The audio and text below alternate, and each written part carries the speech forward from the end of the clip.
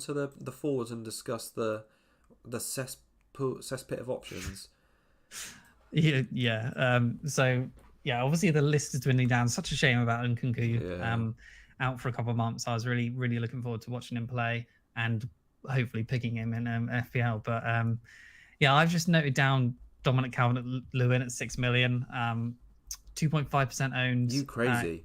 You Obviously, crazy? yeah, I'm not saying pick him, but I feel like he could be an Yeah. option because he seems to be back now. Who knows how long that'll be for? But you know, his fixtures, as we talked with Pickford, are so good. Yeah. Someone's got to be scoring, and you know he's on penalties because he scored in the last preseason game a penalty. So yeah, if you really need to save money, you want I don't know, you want a double Salah plus a Haaland as well in your draft, then DCL could be someone to look at. Like we've discussed with like Morris and Wisser and stuff like that, like the forwards for these cheap teams are going to score goals, like they just are. So if you want to be on them, it's just like fixtures are king. So they're right there for Everton, you know. Yeah. No, I agree. The fixtures are there. He's low ownership, and he's definitely a bit of an enabler. Much like Pedro at Brighton. I mean, he is the talk of FPL Twitter right now, right? And you have him in your team. He's 5.5 million forward, signed from Watford. I mean, what's made you, or what's convinced you on Pedro? Because at the moment, it's not there for me. Yeah, he's played loads of mins in the preseason. He's scored pens. He's taken pens in front of Gross, who's been on the pitch in their last, obviously, preseason game, which looked like their first 11. He's there, starting, playing most of the minutes. Their record signings, as we discussed before, Brighton don't really spend huge on players, so that probably means something. That like they're going to want him to play. So I feel like it's his position. He's the 10 behind someone like a Welbeck or Ferguson, and he's just going to be involved. Like he's got assists, he's got goals in the preseason. Like that's just going to be his game. Like what else can you really want from him? Like. Does he play centre forward as well, or is he just a 10? He can play centre forward, yeah. He can play across the front 3/4, I think. Okay. So he's flexible, and I just feel like he's going to be in most of the. He might get a benching occasionally, about 5.5 million. I think that's kind of okay, and yeah, I just think he'll play most of the games. So you've got no worry about moving from him or anything like that. I suppose that's just a thought for future Kieran. I think Hindu Monkey on Twitter mentioned Morris. I think it's from Game Week 5 at Luton, who have like an insane run of fixtures. Luton do. Okay. So there's a way out there who's also 5.5 million. If I needed to, but if I had to, I would just downgrade the fifth mid to someone, and I'd move him up to like a Watkins, I guess. Okay. Oh, that makes sense. Yeah, he's interested me like a little bit, but I don't know why. Maybe I've just not watched enough of him or not been on him enough to think that this is a genuine option. I think if I did get him, I wouldn't just do it instead of a Watkins to complement Haaland. I think I'd probably switch to 3-4-3 and just get rid of. Yeah, I have looked at that for sure. Yeah, get rid of like Matoma and that 6.5 million slots straight away, and then just make that a bit easier.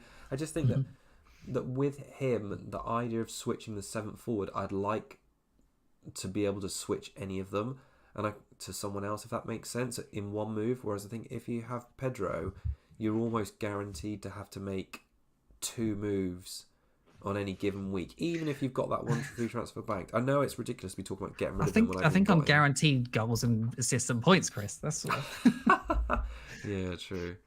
Well, maybe. But what? Yeah, okay, all right. Do you see what I mean though about having to make 2 moves? That's what worry. You got to convince me. Yeah. Okay. I'll just wild card YOLO. All right. Other forwards to talk about. Well, there isn't really. I mean, it's so difficult to talk about forwards. Kane, we could talk about absolutely. Well, 4 goals in that last friendly. He's had a great return over pre-season. 11% ownership, so obviously people are. I think it's interesting that he did as well as he did last season, scored more than Salah, but he's less than half the ownership that Salah has for this season. I think that's quite a surprise, really, which makes me think people aren't going with any 4-4-2 drafts with him and Haaland up front. Yeah, I've looked at it, but yeah, it's just the same situation with Salah. Like, I just don't feel like it's worth the. No. If I'm not captaining him, there's just. no point. Yeah, when you can get all those sort of mid-price, premium players. I agree. He's got good fixtures. I'm sure people who have him are going to just tick along and do well, and it'll probably take until like game week 30 until we see Kane as like 180 points by then, and we're all thinking, what the hell have we been doing all season? Why have we not had him in our teams? But what do you think? Do you think he's going to go as well? I mean, that's probably part of the reason why he hasn't picked more. I don't personally. No, I think he'll stay. I've seen a lot of narrative on Twitter that he doesn't really haul, which I kind of guess he was getting is just like 9 points each week, wasn't he? And his bonus. But I feel like in this super attacking Spurs now that we've seen, obviously as the numbers I was mentioning in the preseason of all the shots, like that whole potential is going to go up. I feel like so. There's maybe after the sort of fixtures that Haaland has, you could move Haaland on towards a Kane. I don't think Haaland is going to be like. I expect the same from him. From last year, but I don't think he'll overperform. Yes, the same from Haaland. And if Kane was only like something like 8 points less than him across the season, if Kane is going to be scoring more, which I feel like he will be, then Haaland is not going to be essential compared to a Kane. And you're saving like, what is it, 2 million to 1.5 million? That's a lot of money that you can use elsewhere as well. So that could probably help you get somewhere towards upgrading the midfielder to Salah, to be honest. Or Pedro to Watkins. True. Hey, you meant to love Pedro. Talking of Watkins, so full disclosure, he's in my team because I like him. So scored in 4 or 6 friendlies.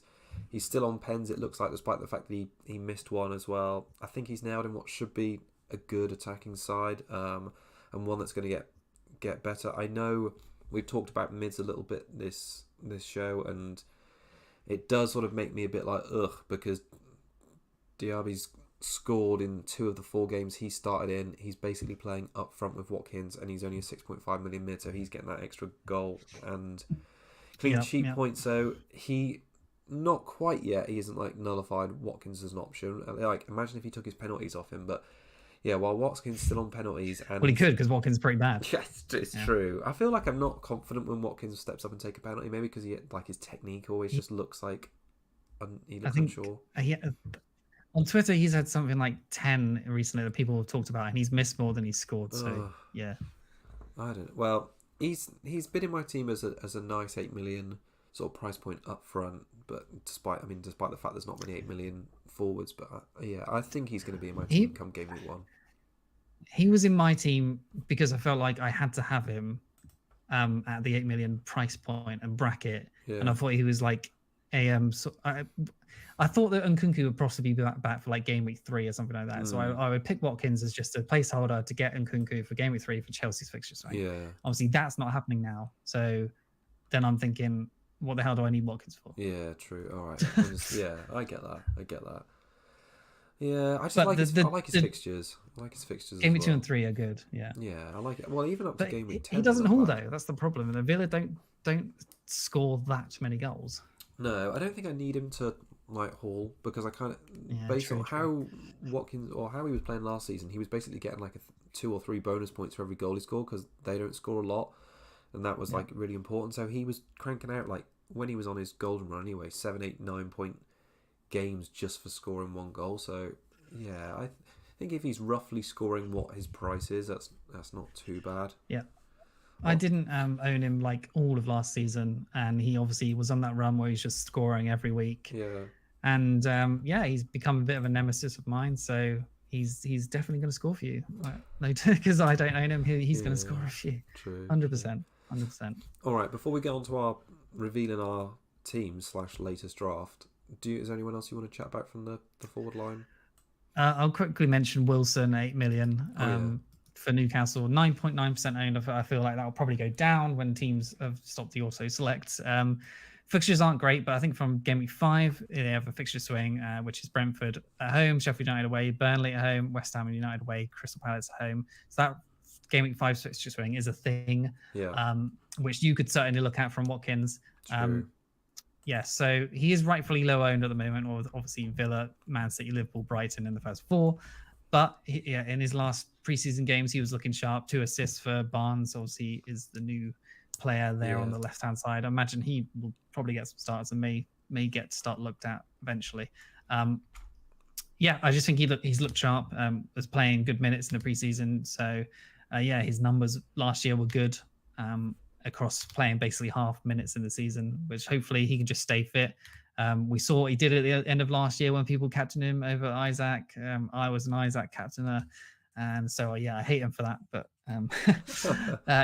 he will definitely be an option at some point this year. So. Yeah, no, I agree. I feel like he and Isaac are definitely going to be on our radar at some point. Just maybe not right now, just at the start